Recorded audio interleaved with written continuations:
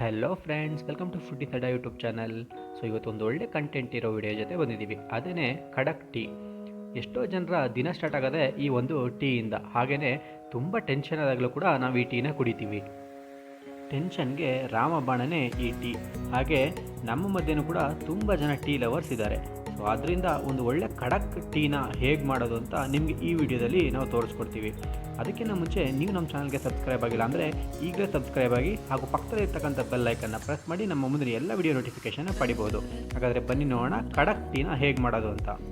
ಮೊದಲಿಗೆ ನಾನಿಲ್ಲಿ 1 ಇಂಚಷ್ಟು ಶುಂಠಿ ಮತ್ತು 1 ಏಲಕ್ಕಿನ ನೀಟಾಗಿ ಕುಟ್ಕೋತಾ ಇದ್ದೀನಿ. ಅಂದರೆ ಅದು ನೀಟಾಗಿ ಸ್ವಲ್ಪ ರಸ ಬಿಡಬೇಕು, ಅದಕ್ಕೆ ನೀಟಾಗಿ ಸ್ಮ್ಯಾಶ್ ಮಾಡ್ಕೋಬೇಕು ಈ ಥರ.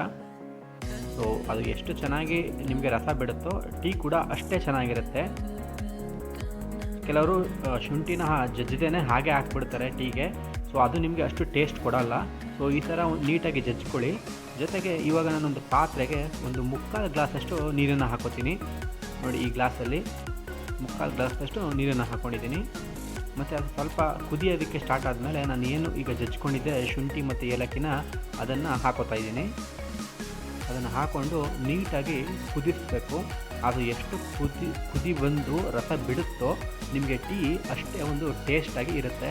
ಮತ್ತು ಈ ಶುಂಠಿ ಹಾಕೋದ್ರಿಂದ ಹೇಗಿದ್ರು ಈಗ ಚಳಿಗಾಲ ನಡೀತಾ ಇದೆ, ನಿಮಗೆ ಶೀತ ಇದ್ದರೆ ಆ ಶೀತಕ್ಕೆ ಈ ಶುಂಠಿ ತುಂಬಾ ಒಳ್ಳೆಯದು. ಸೊ ಇದೇ ಥರ ನೀವು ಚೆನ್ನಾಗಿ ಕುದಿಸ್ಕೊಳ್ಳಿ. ಆ ನೀರು ಕಡಿಮೆ ಬರೋಕ್ಕೆ ಸ್ಟಾರ್ಟ್ ಆದಾಗ ನಾವು ಇದಕ್ಕೆ ಹಾಲನ್ನು ಮಿಕ್ಸ್ ಮಾಡ್ಕೊಳ್ಳೋಣ. ಸೊ ನೋಡಿ, ಎಷ್ಟು ಕುದಿಯುತ್ತೋ ಅಷ್ಟೇ ಚೆನ್ನಾಗಿ ಆ ಶುಂಠಿ ರಸವನ್ನು ಬಿಡುತ್ತೆ. ನೋಡಿ, ಕೆಲವರು ಟೀ ಚೆನ್ನಾಗಿ ಬರಲಿ ಅಂತ ಈ ಟೀಗೆ ಬಿಸ್ಕೆಟ್ ಹಾಕೋದು ಹಾಗೂ ಚಾಕ್ಲೇಟ್ ಹಾಕೋದು ಇದೆಲ್ಲ ಮಾಡ್ತಾರೆ. ಸೊ ಅದೆಲ್ಲ ಮಾಡೋಕ್ಕೆ ಹೋಗಬೇಡಿ. ಟೀ ನ್ಯಾಚುರಲ್ ಆಗಿರಲ್ಲ. ನೋಡಿ, ಇದು ಚೆನ್ನಾಗಿ ಕುದಿ ಬಂದಿದೆ. ಇವಾಗ ನಾನು 1 ಲೋಟದಷ್ಟು ಹಾಲನ್ನು ಹಾಕ್ತಾಯಿದ್ದೀನಿ. 3/4 ಗ್ಲಾಸ್ ನೀರಿಗೆ 1 ಲೋಟ ಹಾಲು ಹಾಕಿದ್ದೀನಿ. ಏನಕ್ಕೆ ಅಂದರೆ ತುಂಬ ಗಟ್ಟಿ ಹಾಲು, ಅದರಿಂದ ನಾನು 3/4 ಲೋಟ ನೀರು ಹಾಕಿದ್ದೀನಿ. ನಿಮ್ಗೇನಾದ್ರು ಹಾಲು ಸ್ವಲ್ಪ ತೆಳು ಇದ್ದರೆ ನೀವು ಅರ್ಧ ಲೋಟ ನೀರು ಹಾಕೊಂಡ್ರೆ ಸಾಕಾಗುತ್ತೆ.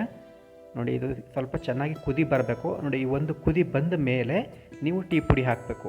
ಆ ಒಂದು ಕುದಿ ಬರೋ ತನಕ ನೀವು ಟೀ ಪುಡಿ ಹಾಕೋಕ್ಕೆ ಹೋಗಬಾರ್ದು. ಅದು ಹಾಲು ಕುದಿಯುವಾಗ ನೀವು ಟೀ ಪುಡಿ ಹಾಕಿದಾಗ ಆ ಟೀ ಪುಡಿ ಒಂದು ಚೆನ್ನಾಗಿ ರಸ ಬಿಡುತ್ತೆ ಮತ್ತು ಟೀ ಕೂಡ ಒಂದು ಒಳ್ಳೆ ಟೇಸ್ಟ್ ಆಗಿರುತ್ತೆ.